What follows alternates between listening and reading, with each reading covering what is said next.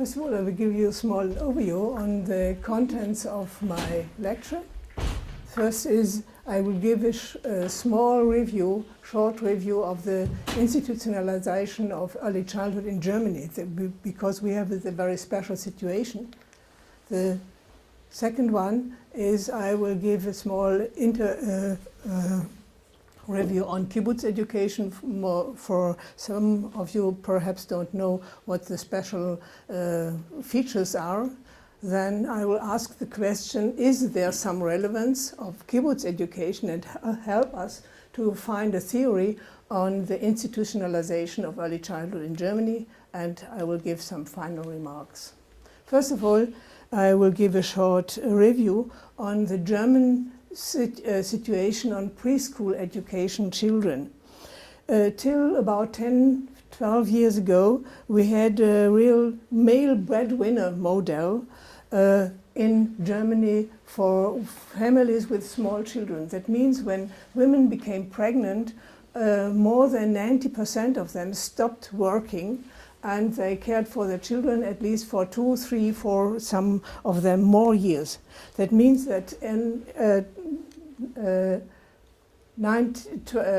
2009, only 12% of the 1 to 2 years old children were in daycare centers, and only 30% lived during at least 4 hours, usually 4 hours a day, in a daycare center. All the other children were cared for by their parents. But this changed the last decade, the last 10-12 years. There were some reasons. The first of all is the decline of birth rate in Germany. It's really dramatical, and the labor market needs the well-educated women for their companies. And in Germany, the women are better educated than men, in the average at least. Then the desire of women is that they want to combine family and work. Women want to have children, but they don't want to stop working when they gave birth. And the third reason is the result of PISA data. PISA data, that means that it's a program of international students assessment. They started in 2000, and the German students, the 15 years old students, were only mediocre in their achievements in reading, math and science. And especially the disadvantaged children and children with migration background, they were on a very, very low level. And therefore the politicians decided we have to start very early in order to get better achievement at school, especially for those students. Besides daycare centers, in the last few years, more and more, especially middle-class parents, give their children to clubs like sports, music, and something like this. And this also leads us to a more opening of the scissors in the German children's society. Small children are more and more educated outside their families during the last 10-15 years in Germany. Therefore, scientists like Michael Honig, he called this trend a defamilization of childhood. And he calls, therefore, for a theory of institutionalized childhood in education and care. This is his word, but the trend of defamilization is very well known with sociologists in Germany. And the Germans, I think most of you know, they like to have theories, therefore they want to have a theory of an institutionalized childhood and care. I thought about what kind of theoretical concept could help us to find such a theory.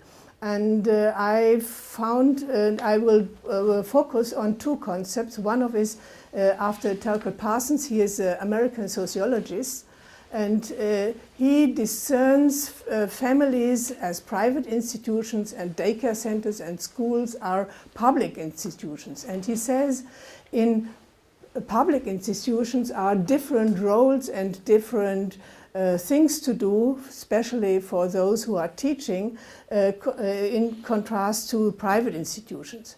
And he says in family roles, the relationship is more affectivity, particularism, diffuseness, ascription, and self-orientation. I will focus on the red ones, therefore I don't explain the other ones. Affectivity, that means that it's a special emotional, intimate relationship between the child, the individual child, and the mother or father. And particularism is, that means that there is a special situation because it is the child is a grandchild and it is a sister or brother, or it has a special situation in the sister's line, and that is quite different from the roles in the public institution. There they are affective neutral because of the relationship to the kindergarten teacher is much different than to those of the parents, and it is more collective oriented and universalism. That means that the rules and norms are for all children and not only for a particular special child. And there is a psychological concept, it is asked after Robert Havikhurst, and he developed a theory on the lifespan of man. And he says in all different ages, children, youth, adults have to develop special and have to manage special developmental tasks. And I would say for children in daycare centers, there are such developmental tasks like they have to accept the separation from their mother, and they have to find a kind of attachment to their nursery teachers. They have to accept that they have to share the adult with other children. They have to accept that their norms and rules are for all, and to realize their own position, their own individual position and their social role in the group. That means if they are the boss, or I have to accept the other's rule. Therefore, my main question, has the concept of collective kibbutz education anything to contribute to the German discussion on institutionalization? This question has some meaning because the kibbutzim realize a comprehensive practice of institutionalized childhood for many decades. The kibbutzim developed a theoretical concept for a societal role of childhood in the kibbutz. And the kibbutzim focus was on the societal role of education, because its aim was to raise a kibbutz type of man. Some say they wanted to raise a homo kibbutznikus. That means he should fit in the kibbutz life, and he should go on with kibbutz life and make it tradition. The children lived and slept in the children's house. It was called collective education. There was a special caregiver, Metapelet. He was the only one who was responsible for the children in the children's house. And for about 20 years, the kibbutz pioneers practiced this collective education. The theory was created 20 years later. Shmuel Golan is the most important for the Shmei HaTzair kibbutz movement, who developed such a theory, but also Tzvi Lavi did it. Yuval Dror called his book Practice into Theory. Some ideological and theoretical background on kibbutz education. There was a responsibility of the kibbutz. The kibbutz, the collective, was responsible for educational matters, not the parents. The children belonged to the kibbutz, not only to the parents. There was a principle of equality. Education shouldn't be dependent on the educational ability of the parents or on their way of how they behaved to them or how they were theoretically prepared for education. there are three other ideological and theoretical backgrounds. There was a principle of multiple mothering. That means that the educational task of the Metapellet, caregiver in the children's houses, and the parents were different.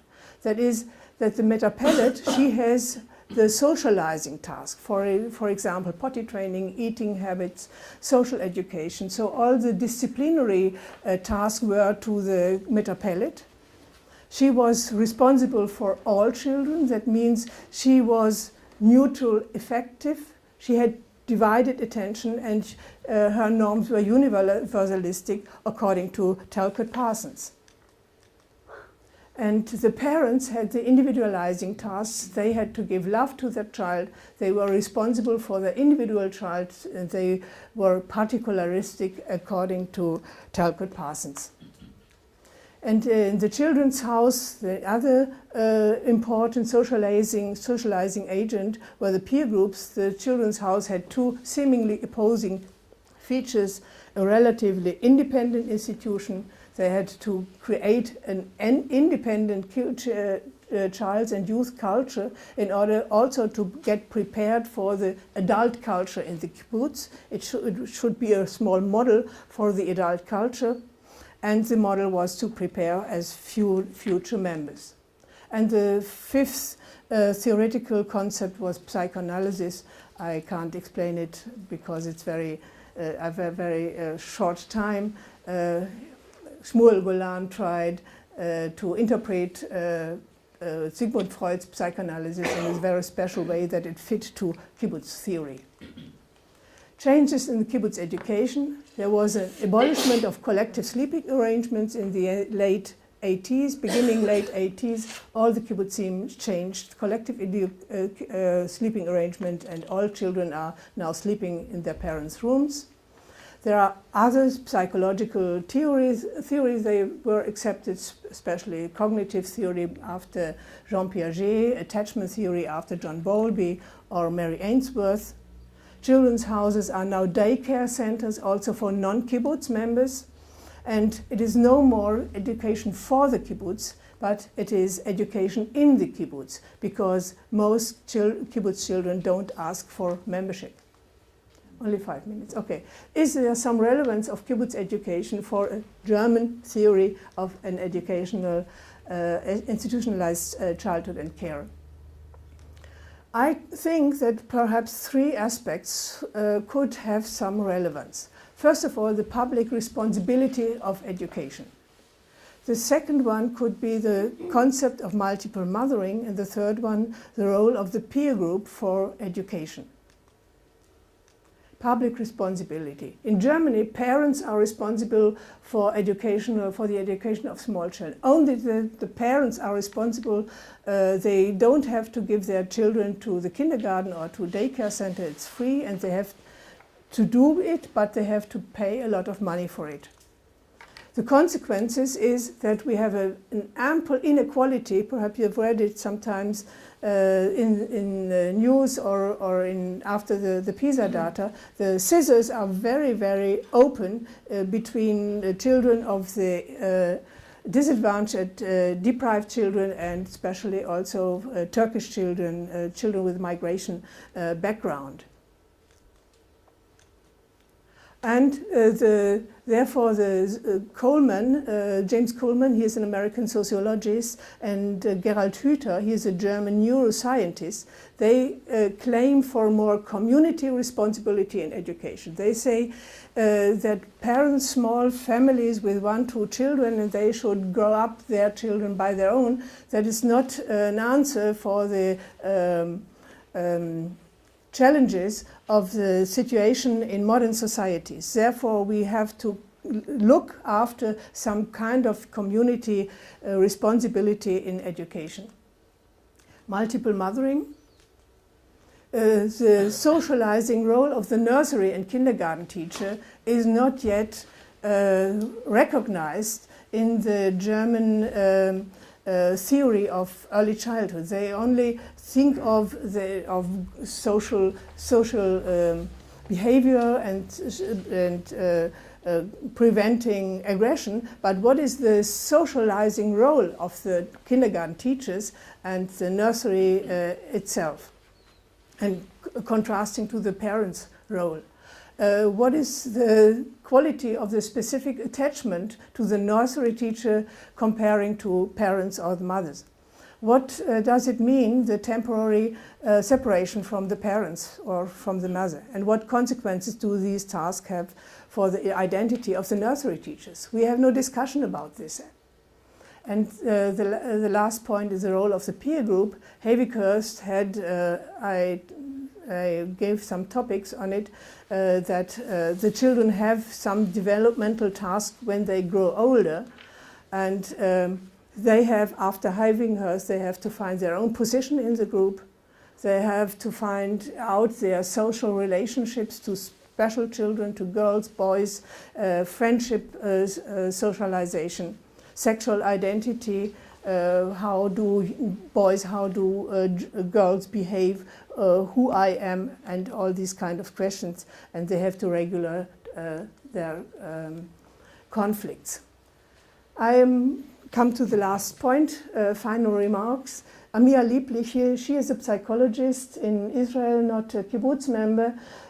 She interviewed them in Beit HaShita 3 times kibbutz members.